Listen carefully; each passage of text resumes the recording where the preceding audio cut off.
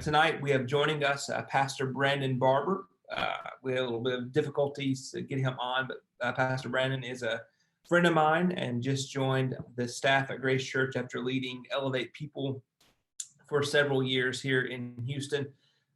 Great guy, great background in prison ministry and outreach ministry, and he's very well equipped to help us understand calling and how to walk in a calling that may be unconventional, because his path in ministry has been a little bit different than others. So happy for him to join us. And so I don't know if I got cut off or not, but just kind of a recap. We served, the reason why we planted a church in the heart of the inner city of Houston is we heard one stat: 25% of the Texas prison population comes from the inner city of Houston.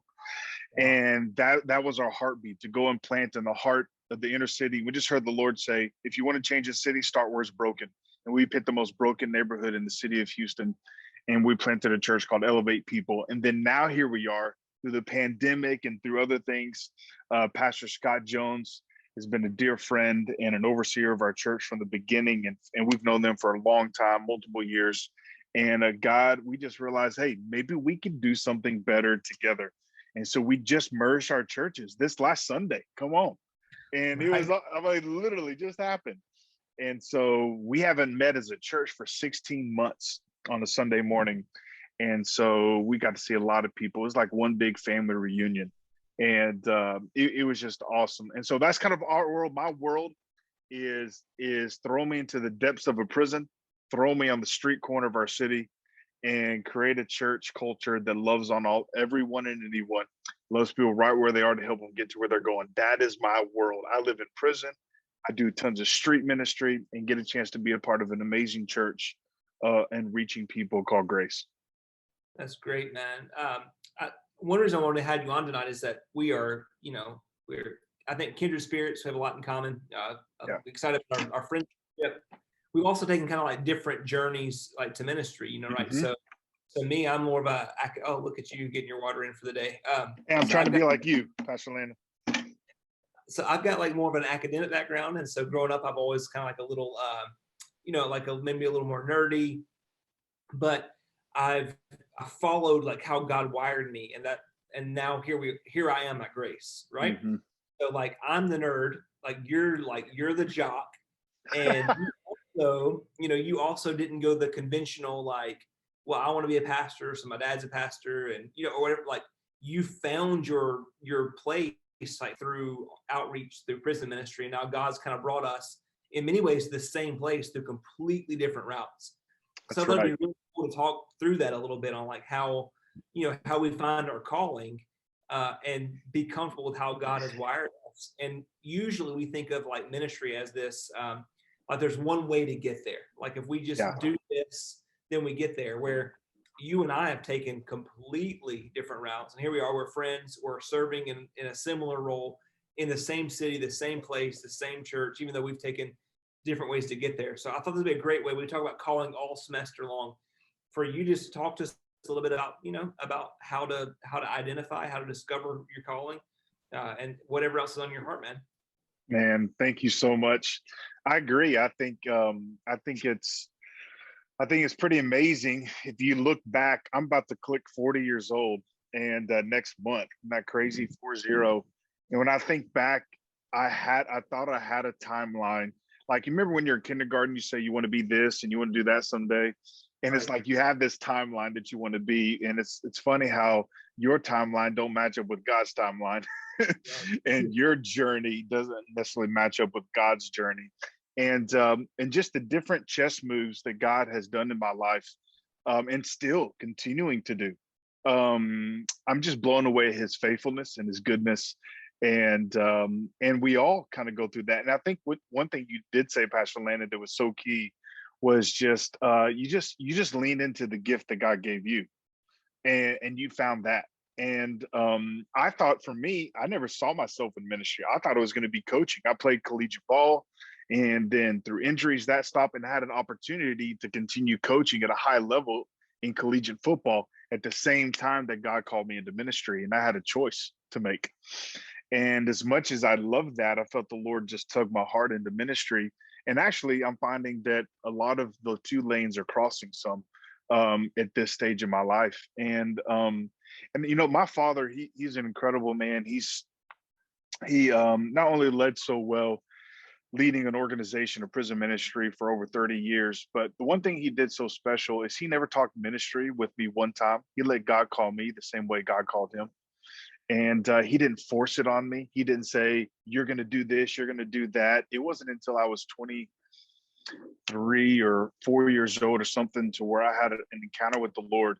And I heard the Lord say ministry right at the time. And it's funny, sometimes God will give you like an amazing opportunity. Like I had an incredible opportunity to coach football in college, and yet God dropped this in my heart at the same time, saying, will you step into ministry and will you trust me? And I think when I think of this and those that are pursuing their dream and the God design in their life, I think of one scripture, and I don't know if you guys got it. You can write it down, or if you got your Bibles, you're listening tonight. It's Colossians 3:17, and I love this one.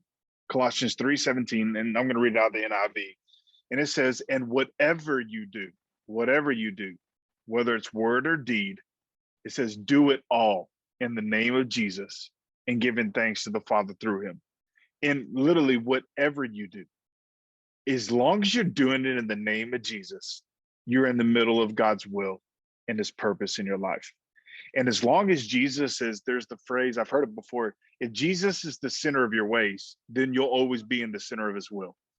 And I think the beauty of the creativity of God, I think the beauty of living in a world where there's so many options to use the gifts that God has given you. You can have a voice today. Like my 6-year-old son saying, I said, son, what do you want to be someday? He said, I want to be a YouTuber. I'm like, that don't make sense to me. but they got some crazy influence. I'm like, let's create a YouTube channel where all they do is see you play with sand and let's make millions. And that's happening all the time, right? My son is watching somebody else play a video game on YouTube. It's amazing. I don't even have to buy a game system now. They can just watch somebody else play and be entertained, you know? But it's literally, I feel like, I don't know if you got this, Pastor. I had a father who did not pressure me, but I know a lot of friends who were pressured into picking one thing and to say, this is what you got to plant and your flag in. This is what you're going to do for the rest of your life. And I really feel like the Lord just kind of does his best through the scripture to relieve that pressure, just to say, in whatever you do, pastor, coach, mom, dad, for the rest of your life, just being a friend, whether it's through worship, maybe it's leadership in a business, maybe you start a ministry, you go to business, then God brings you back to ministry. And like whatever the lanes are, whatever it is, as long as Jesus is the center of it, you're right in the middle of his will and his purpose for your life. And define the gift, define what you love to do. Like not everybody can be a bodybuilder like Pastor Landon, you know, like he's just got it. It's his gift. And like whatever, he has a gift to communicate, a gift to lead. So whatever it is that you love to do, Jesus says he gives you the joy to do it. And if you're not happy about it, then don't do it. And don't feel pressured like, I'm not in God's purpose. Well, God wants you to be happy within your purpose in whatever you do. So, I mean, there's things I can elaborate on, but to me, that's just kind of the root of it all. I just love to just relieve the pressure. I was sitting down with some amazing leaders, and I could probably name some names. I don't want to name drop. I'm not that guy, but probably names that you guys would all know that lead some incredible churches around the country. I had the honor just to be at the table and listen. And I was blown away at different age groups in their 40s and their 50s and in their 60s at how God just moved them around in life, and how what they thought this move right here was going to be forever. And God had a different design, and he moved. And every step of the way was emotional, but every step was a place of growth and define God's purpose in their life and divine his calling. And so I'm just kind of at the place, like, I just wonder, that's why I love God, love people. It's the theme of the Bible. If I can just love Jesus and everywhere I go, get to love people, I'm good. God, no matter where you take me, in other words, well done is all I want to hear. I just want to hear well done. That's it. Yeah. And Brandon, I think what I hear you saying is like, we've talked a little bit about your, your transition of like, hey, we're going to do something better together Yeah. at Grace. But so your calling didn't change, even though what it looked like changed. And I think so Mm, often we think about calling as a vocation or a very specific, this is what I'm going to do. correct. But you're called to love God, to love people, to reach the least of these, to go after those that the world has forgotten. That calling doesn't change whether you're doing it under the banner of Elevate People or under the banner of That's Grace. right. And so it's just about really finding that thing that makes you click and Hmm. doing it and not being so worried about what your title is, whether you're a senior That's it. pastor or little p pastor or or whatever it is. Yep. Um, Hmm. so how did you know, like, whenever that it was kind of you got this heart for those in prison, those that have been addicted, those that many others have been that have overlooked, like how did you know that was your thing? Yeah, no, that's a great question. Um, I think that maybe some of it started when I was 12 years old and dad took me inside. It's kind of my own scared straight moment, if you remember that video growing up. And so like not everybody gets to go into prison at 12 years old and preach their first sermon, Psalms 91. But I tell you, just being around, I had to realize what's gonna feed my soul. Like what brings me the most life. And to be honest, in other words, when I'm having a bad day, what's going to bring me the most joy? And for me, I found that, as ironic it is, and I know this is not everybody, for me, when I'm having a bad day, I need to be in prison or I need to be on the street. I love meeting people at their worst day. That's not everybody's love and call. Like I love meeting people on their worst day. And I had to find out what feeds my soul for me Right. personally.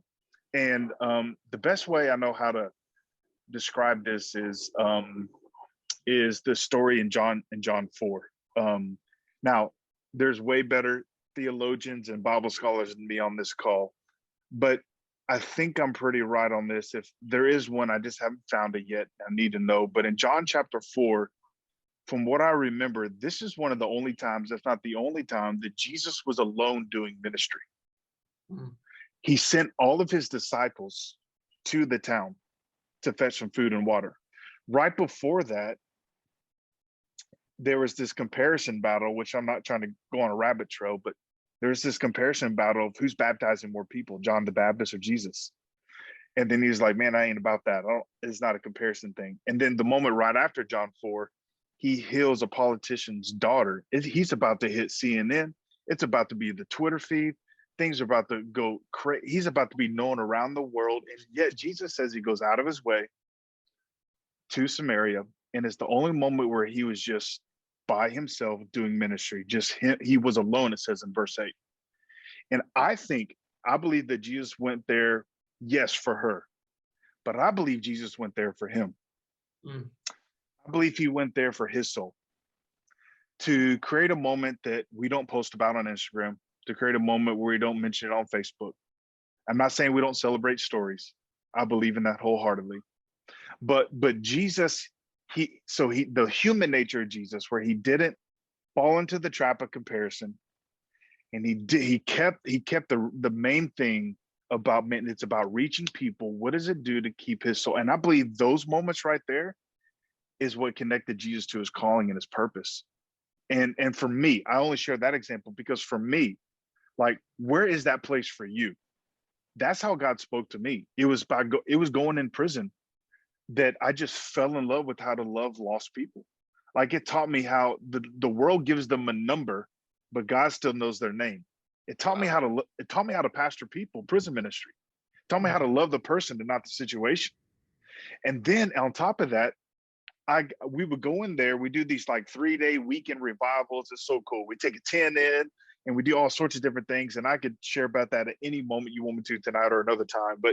But we go 3 days, and I'm such a relational person. I can't do anything alone. Like I try to go to the movies alone. I don't do it. If I try to golf alone, I'm calling a friend by the ninth hole saying, hey, can you just come hang? Like, and so I'm in there for 3 days and then have to leave. And my heart was breaking And then that's where God began to move on my heart to build a church and to start a church. So when we go and see them, they have a place where they can come to. And family, when one's in prison, the whole family's in prison. Family doesn't have to be embarrassed to go to a church to say, my mom or dad is in prison. And so by me finding the place that feeds my soul is where God began to speak to my calling, because that's where I began to find purpose. I hope that makes sense. That's like the best way I know how to describe it. And for those of you listening, like, where is that place for you? Because I could get caught up in the stage. You can get caught up in being on YouTube or posting social media clips and different things like that. And it's all okay. There's nothing wrong with it. But where's that place for your soul? Some of you, it may be the hospital. Some of you, it may be talking to a friend. Some of you, maybe one text message or a FaceTime a day. What is that one thing that feeds your soul? And if your spirit leaps, you can book it. That's probably where God is calling you to make influence, because he's giving you that gift. Your spirit leap for a reason. There's something that shifts in me when I go in prison. There's something that shifts in me when I go into the streets. There's something that shifts in me whenever I meet somebody at the altar of the church or in the street corner in prison, and I meet them at their worst day. And I just want to be like what the Church of Corinthians said about Titus. When Paul sent Titus, they said, thank you for sending Titus. His very presence was joy. That's just what I want to do. I want to do everything I can. In other words, how could I say it? You need to say yes to you before you say yes to your call. Wow. Meaning, do you know who you are without your title? I was asked this in counseling. I'll be very transparent. 6 months ago, and I'm about to turn 40, and they asked me, okay, Brandon, who are you? Take away your title, pastor, take away your church, take away your influence. Who are you? And I said, I don't understand the question. like, because we define what we do within who we are. And that's not necessarily how God created us. And I hope I'm staying on track with what you want. But for me personally, I could not answer everyone listening and watching. I could not. Who is Brandon Barber? If you remove the title, you take away elevate people, you take away the influence, you take away. I had no clue. And I had to come to that realization. And God did show me who I am. And I believe the gift that God has blessed me with is to be an encourager and a coach. It's the greatest gift I can bring to my marriage, to friends, to people. In other words, everybody's going to need a friend someday. And I want to be that friend that helps make a bad day a good day. And I just realized that it doesn't matter what title you give me. It doesn't matter there's other things the Lord showed me. It doesn't matter what title you give me, what room you put me in, or where I go or what I do, what city God moves me to. I know this is the gift that God gave me. And I realized that I had said yes to the call before I even knew who I was. So that's when I say, when you say yes to you, who are you? Like, if I were to ask you right now, you want to be a pastor, you want to be a worship leader. I don't know what it's all in your heart with everybody that's watching. I don't know your story. I don't know what you're believing God for. I believe God wants to give it to you, but what good is a title if you don't even know who you are? So good. And when you know exactly who you are, your purpose and the calling on your life will be so evident. That's why I led with Colossians, because in whatever you do and wherever you go, if you know who you are, then it doesn't matter where God takes you, because your gift will impact people. And the Bible says your gift will make room and put you in front of great men and great opportunities. And so don't be like me. Don't wait till you're this old to just dig deep and realize this is who I am. And it's the gift that I can bring anywhere and everywhere into anyone. And so I hope that answers your question. But like, for me, that's been my journey of figuring out purpose. If you could take me all the way back to the early 2000s, when I'm figuring out the call of God on my life, I would tell myself that figure out who you are, Brandon, first, before you figure out what your calling and your purpose is, because that'll flow, that'll come. So, and I would do it backwards. So for those of you who don't know, my wife is from the Caribbean originally. She's from Trinidad, and Brandon has had recently a chance to meet her. And so the other day we found like this food truck in close to our side of town that sells Trinidadian food. And like, we're like, okay, we are all there. So we drive, we go to this food truck, and then the cook and my wife start talking. And the question is like, who is your family? Like who are you related to? Where are you from? And then through this whole conversation, they find out that they're actually like second cousins, right? So here we are in Houston. Wow. From the same, and her and this other girl from the same small village in Trinidad, their families know each other. But the Lord spoke to me in that moment and said, see what happens whenever you open up a conversation with who are you related to rather than what do you do? Because I meet someone for the first time, the first question I always ask, so what do you do for a living? Like, I'm trying to figure out like where they are on the social ladder, like what's their career, what's their vocation. Yeah. But not who are you? Like, who's your family? Who are you connected to? Who are you related to? And what I hear you saying is that question before the what you do question, the who are you question. And until you know who you are, what you do is pretty, is pretty insignificant. Because when you know who you are, what you do may change. It changes from season to season, as you said about the round table you sat about, with the pastors who have made these transitions and the leaders who have made these transitions. What you do changes in life, but who you are never changes. And until you answer the big question is, who are you? Who are you related to, in the sense of like, is God your father, and who are your brothers and sisters? Have you found your tribe? You really, the what you do questions is at the food truck that never came up. Like, she never had, well, actually, here's what I do for a living, or here's where my husband pastors.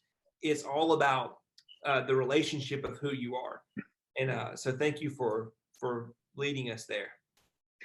Yeah, absolutely. It's a journey that I've been on. I think it's a journey for anyone, and I think we kind of all lose ourselves, which is why I think the human nature of Jesus, that he relates to us. And if he relates to us, then he relates in even questioning. He even asked the Lord, can you remove this cup from me if it's possible?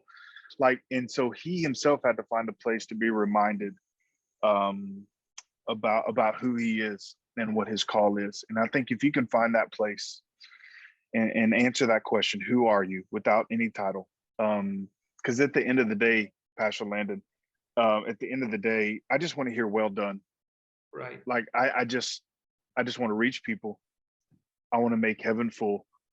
And everybody's scoreboard looks different, but I just want to hear well done. Yeah. And I had to get to a place where I didn't care, that I didn't confuse my position on the depth chart with my position in the kingdom.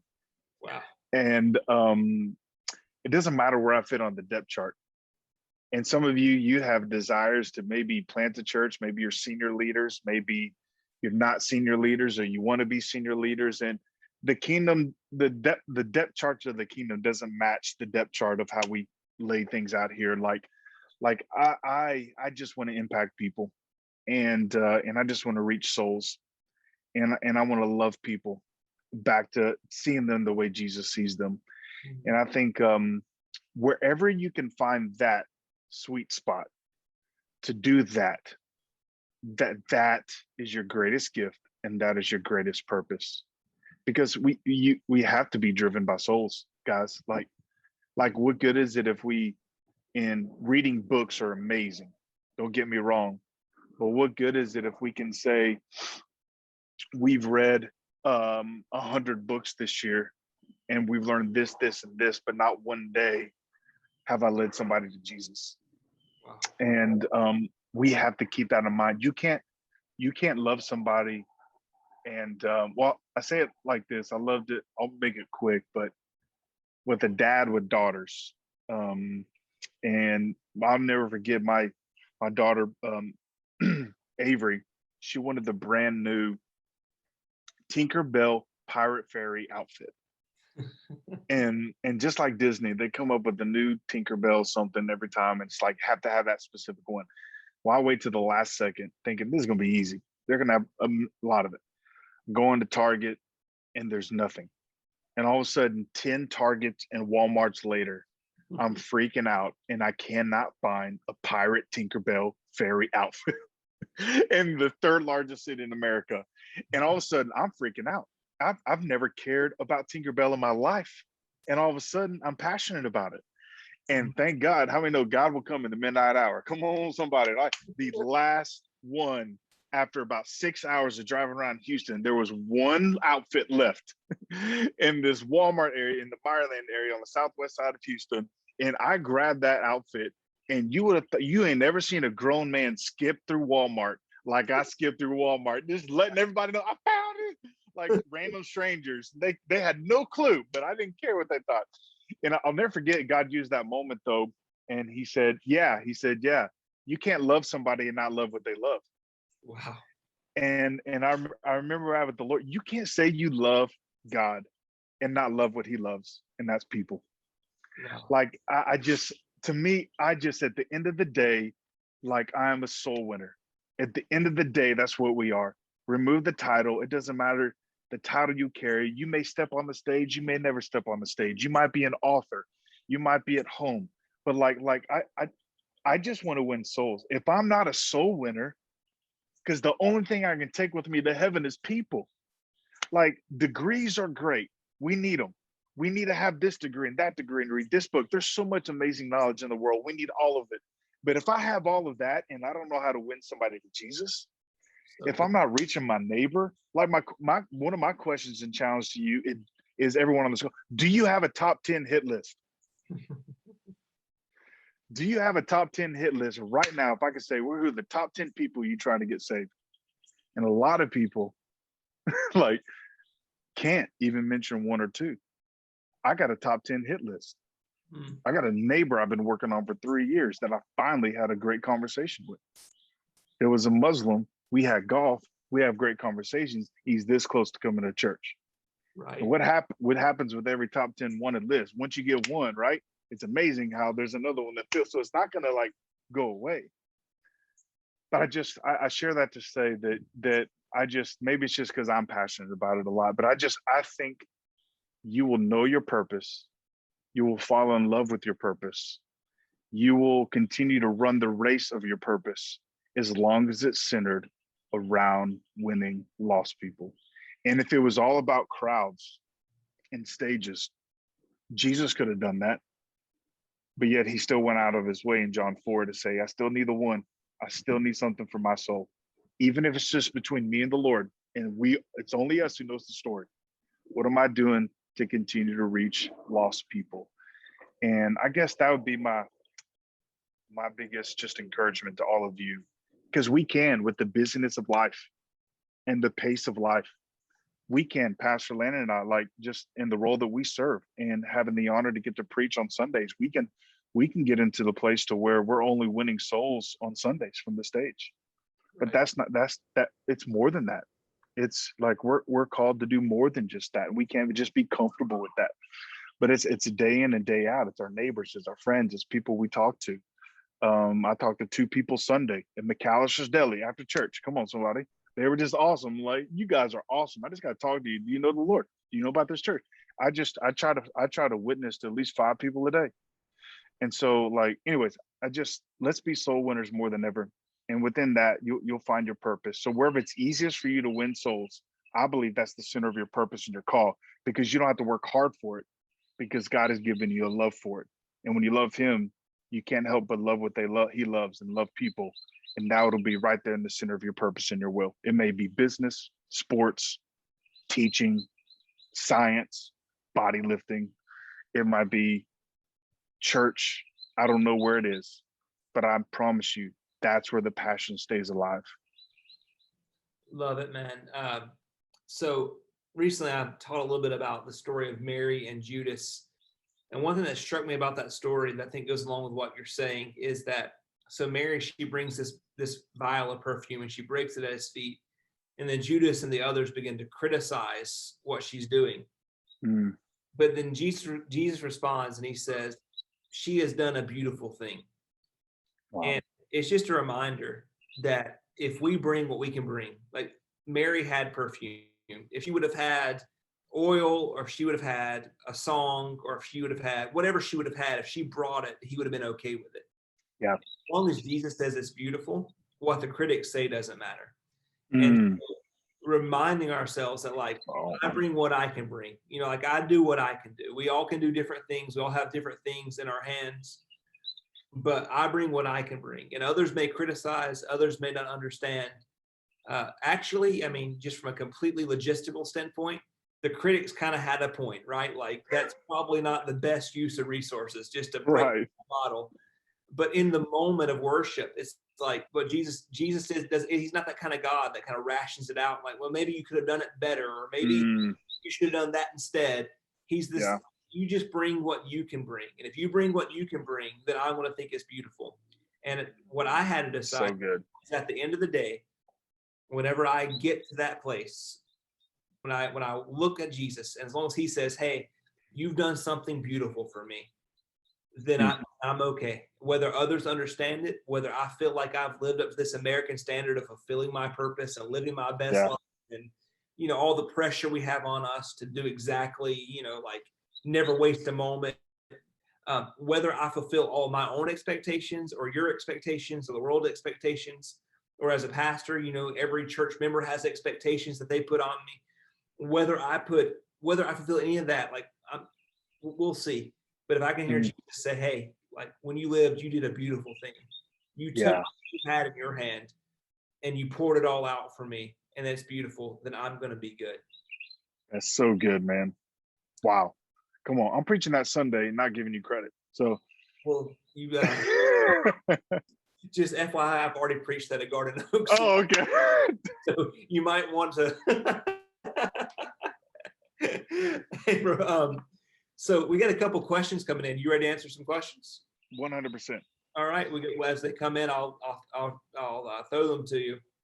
But this is probably a good one that you and I can maybe tag team on a little bit, and that is the tension of evangelism and discipleship. Whoa. Yeah. Either or, both and. It sounds like you had to elevate people as a church that was really focused on the evangelism side of things, on winning people. Maybe share with us, what are some of the tensions of like an evangelism driven culture, and then trying to transition that to like, yeah, but like all you need to know is know Jesus. But once you know Jesus, there are some things that you need to add to that. Yeah. It's a great question. I've been involved in two different cultures growing up. I've been involved in a church culture growing up to where Sundays was really all for the believer and just really discipleship driven. And then of course, I grew up with a father who took me to prison, and it's all really evangelistic driven a lot, just because we're there for 3 days trying to reach as many people as possible. I even remember as a church, the first 3 years, we did so much outreach that we failed to create the in-reach ministries of our church. And we're like, oh yeah, people need help with their marriage. People need help with their finances. And we were just so hungry to be an outreach-driven church. And then I just flipped the script, and I went a few years with straight in-reach that I missed the anointing of the outreach that we had. And then Harvey came along and just shifted it all. And so the reason why I share all that is because we do feel like that we found kind of a healthy balance. And I could get super practical with all this, even with the message content, with culture, with everything. I feel like we could talk about this a lot, but to keep it kind of simple, I've always treated Sundays kind of like a swimming pool. You got a shallow end and a deep end. We're always trying to get people in the water, and we're also trying to teach them to swim. And I try to keep it a good balance. I tend to lean a little bit more evangelistic for sure. I never do a service. I'm so ready for the Rona to be gone and everything lifted, because I'm an altar call driven dude. I'm like ready to get an altar call back. So I'm tired of like, raise your hand, where you at? I'm like, no, get down here.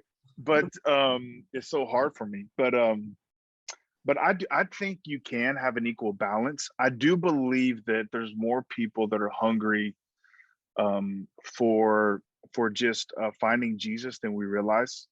Even if my job is to give people enough hope just to make it to next Sunday, I feel like that's my job on a Sunday morning.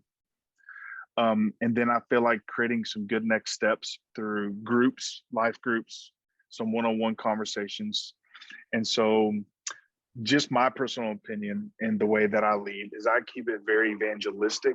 I would say probably 60% evangelistic on Sundays, 40% discipleship, to give enough nuggets to satisfy the craving for discipleship, but then always leave kind of a hook to say, hey, follow up on some next steps. Get plugged into a life group. Get plugged into serving. Get plugged in there. We'll really dive into discipleship there. And so I don't know, Pastor Landon, what your thoughts are, but I definitely lean more evangelistic, but I love to have the balance of the two and everything every time that I preach and lead. I think we can't neglect to remember that so much of Bible Belt Christian culture, the people that think they are ready to be discipled actually still need to be evangelized. Like people, every Sunday, people need to hear like, hey, you can't work hard enough to earn this. Jesus is your only hope. Jesus is the answer. Jesus is the center of everything. So I think like we can't forget that hour and a half on Sunday morning, maybe the only time that people are reminded of the centrality of Jesus and the cross and the gospel and the hope for change. So we never really outgrow the gospel. And there are ways where you can preach or teach at maybe a deeper level, still coming back to the fact like, hey, Jesus, the work of Jesus is all that you need. And so I try to like know that like I need to preach the gospel to myself quite often, because I get into you can do it by yourself. All you really need is a little more, a little harder work ethic. And so if I need the gospel continually, then so do the people. Yeah. So you don't have to choose either or. I think you can communicate in a way. Jesus didn't he, correct me if I'm wrong, Pastor Land, but I know he preached on money and hell more than any other thing in the Bible. Right. Yeah. He preached on hell 33 times. If you put it in this perspective, in 3 years, if he was pastoring a church in 3 years, he preached on hell once a month. Not too many people would want to go to his church probably. Right. So he was very evangelistic. He led with a strong evangelistic approach. And I think he balanced it well. And I think what you just said is perfect. Yeah. I could say a lot, but I think some of the cultural and social issues that have come up, we've seen that many people who claim to be well-discipled, well-grounded Christians are actually more cultural disciples than they are Jesus disciples. And so if there's never been a time to preach just the gospel and the truth of the gospel, it's now, because we've seen that people who think they have it, because this happened all throughout the gospel, people who think they're in are really out, and people that are out are really in. And so to remind them that, hey, just because you've been sitting on this pew and you think you're ready for a deeper study, you want me to break down this Greek word, you want to dive into the tenets of theological traditions, like, bro, let's make sure you're really saved first. Like, do you just trust Jesus? Yep. Because the truth is that there are as many people that are lost in prison as there are on our pews every Sunday. Right. And there's a lot of invisible bars, man. Yes. And we can for a moment, but hey, there's lots of specific questions about prison ministry. They want to hear about let's go your particulars. How do you, what does it look like to disciple those in prison? What have been some of your biggest challenges? One of our students who is involved in prison ministry, he says he gets a lot of negative feedback of like, dude, you've been doing this for a long time and they're not changing. You're not making any progress. They're still as hardened as they were. Why do you keep going there whenever there's so little hope of change? So let's talk about it. Prison ministry. How do you do it? How do you stay the course when it seems to be so difficult? Let's hear it. Dude, love every question. Great question. I will try to hit as many as I can. I think that, I guess the question of like, but the person whoever mentioned that you're getting a hard time because people are like, why are you still going? Why are you, is it worth it? Nothing's happening. And I've gotten that question 1,000 times. And whoever that is asking me, I always ask them this. So whoever it is on here, go back and ask that person this. Say, if it was your son or daughter, would you be glad that I was going? Wow. and every time it'd be like, yeah. And so, and now this isn't everybody's story, Pastor Landon, but I tell the inmates, I said, the only difference between you and me is you got caught when it gets down real to it, you know, and, man, they, there's, oh man, how do I say it? Like, whoever asked that question, I thank you. Keep going, keep loving on them. And I know this with prison ministry, sometimes it's hard. Absolutely. But I think only heaven knows the number.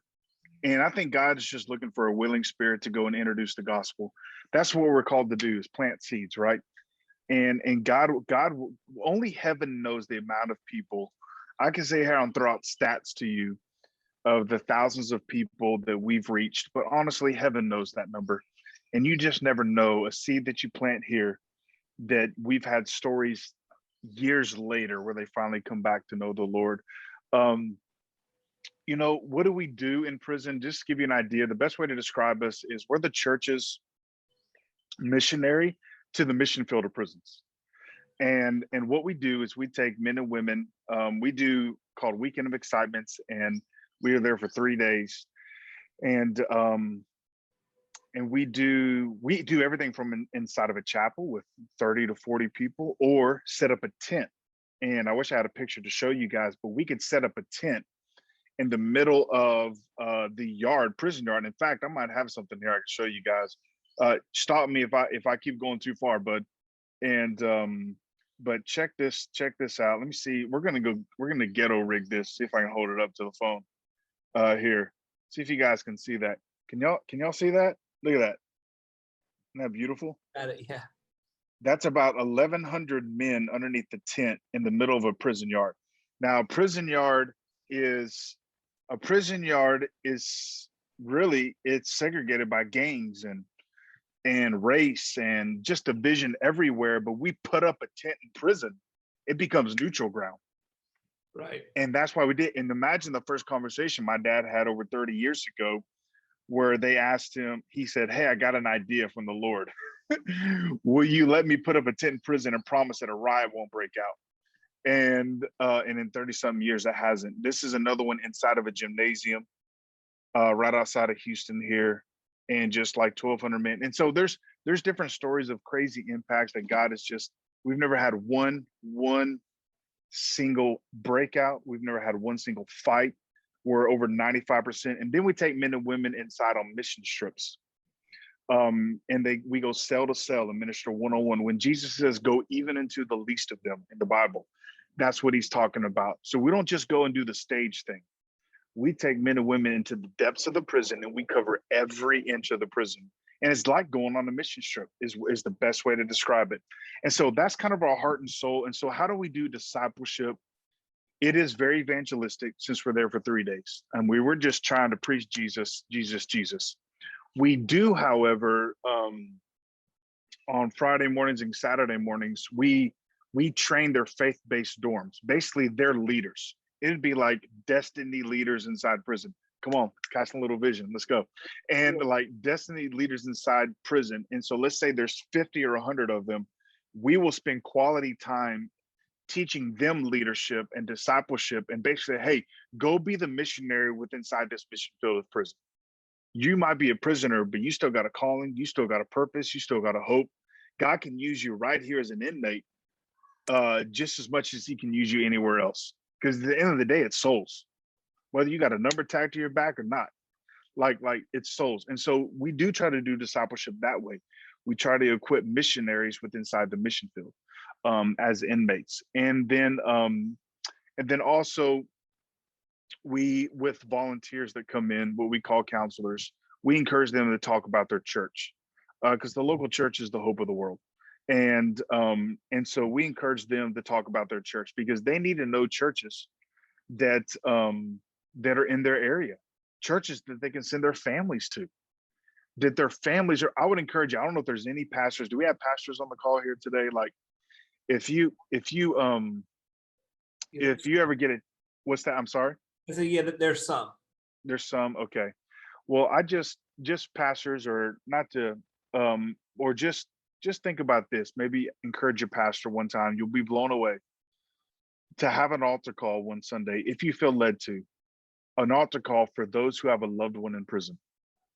Wow. You'll be blown away at how many families hit the altar and how much peace they'll have to know that they have a church that understands their situation and understands that when one's in prison, the whole family's in prison.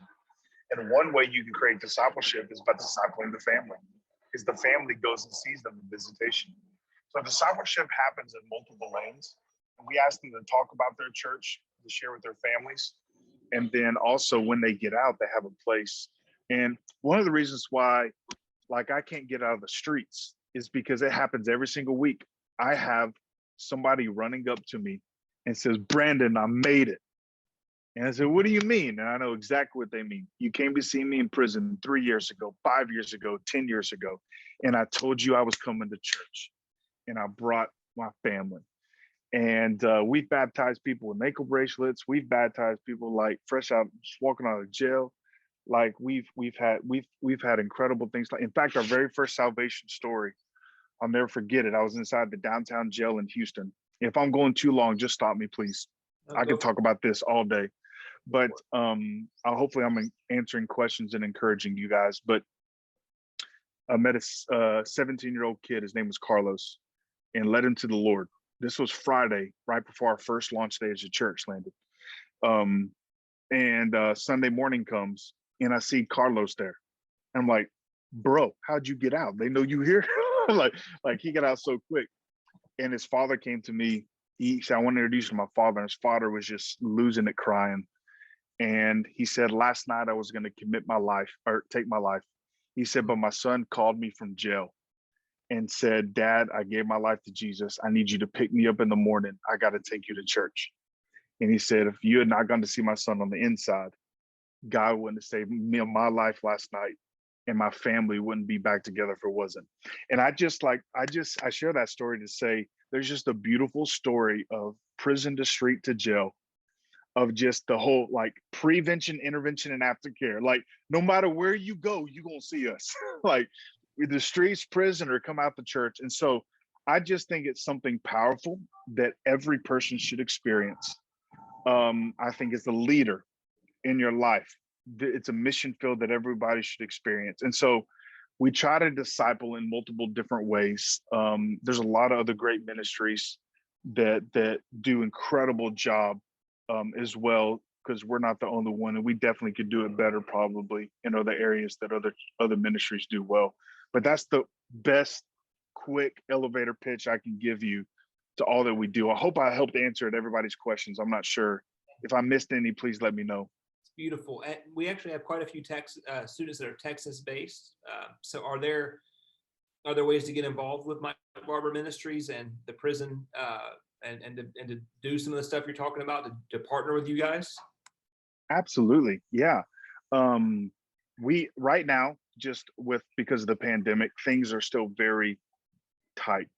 And so once we do open fully back up, absolutely the best way to do it. And I can get with Pastor Landon to get word out to you guys. We have multiple missions trips throughout the year. In fact, our website is barber.org.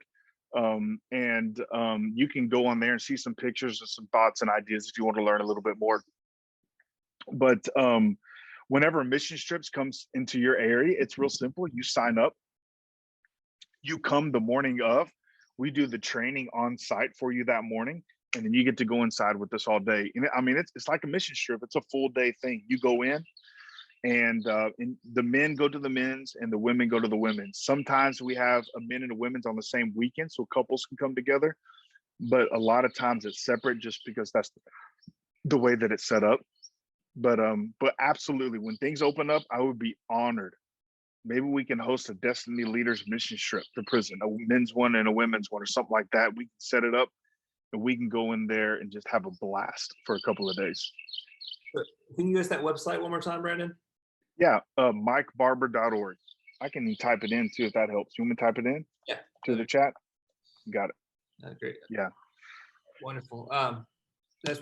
That's beautiful, and I can't wait to open back up, because I want to go in with you, and let's do it. That's awesome.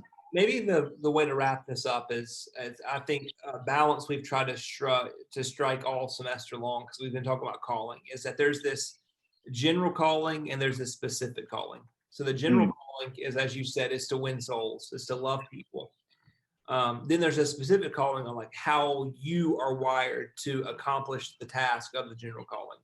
And so often in our kind of like, I don't know, self-centered cultural worldview, we start asking that specific question before we even ask the general one. It's like, well, like, how am I wired? What's my personality? How many Enneagrams can I take? How many like profiles?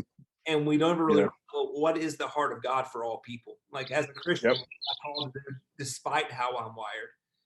And I think there's a little bit of tension in that you are uniquely gifted and wired for prison ministry, but there's also this side of it where Jesus said, "This is why I came. Like this isn't like a special thing that some Christians have. The love for the least of these, the willingness to proclaim freedom to those who are captive. There's what scholars sometimes call the preferential treatment of the poor throughout the Gospels, where Jesus is like, yeah, he loves everyone the same, but if he has to pick, he picks the poor guy over the rich guy every time. And you know, like if he has to pick, he picks the Gentile over the Jew, the woman over the man. Like he has this kind of preferential treatment for those that society has overlooked. It's good. So how do we balance this sort of like, yes, I'm uniquely wired to do prison ministry versus we are all called to the least of these? Yeah, it's a great question. You know, I think to answer it as quick as I can. I think, you know, that's why I really lean heavy for my life personally on that verse in Colossians and whatever you do. Right. No matter where God takes me. But I do believe that my specific design, and everybody can find your specific, but every day that I wake up, the general purpose of the call in my life is to introduce people to Jesus. And it made me better. I need to help introduce it to help make other people's lives better, and then love them on their process to that discovery. And then I think that's specific though.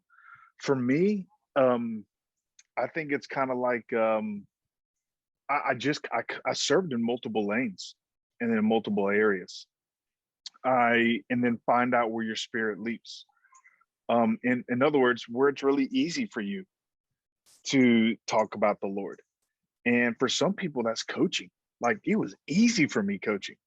I just loved it. Some people it's teaching. Some people it's an online presence through social media. Because there is that a YouTube ministry. I mean, we're seeing that develop through the pandemic. Even though I love being around people, I think it's okay to kind of bounce around. I think that's what Jesus did. That was so beautiful with the disciples. They never sat in one place. He went from town to town, to village. He put them in different scenarios around different people and different things to see where they cling to. And then when he was gone, they all kind of went their separate ways. They knew where their specific gift was. And I think it's okay to just like say, hey, God, I want to kind of serve in this area. I want to serve at this place. And I think if you can be a part of a local church that allows you to explore your gift, that's the key.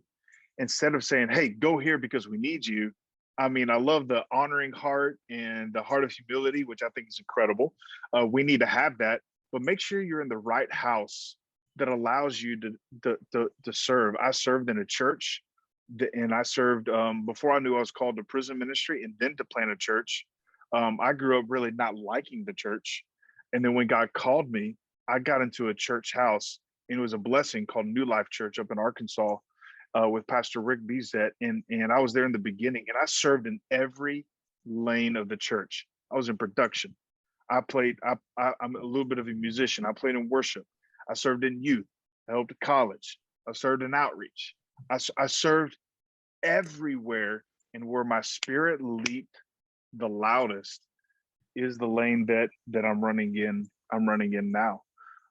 So I hope that helps. Like your specifically, like I just say, stop putting the pressure on yourself to where you got to figure it out in order to say yes.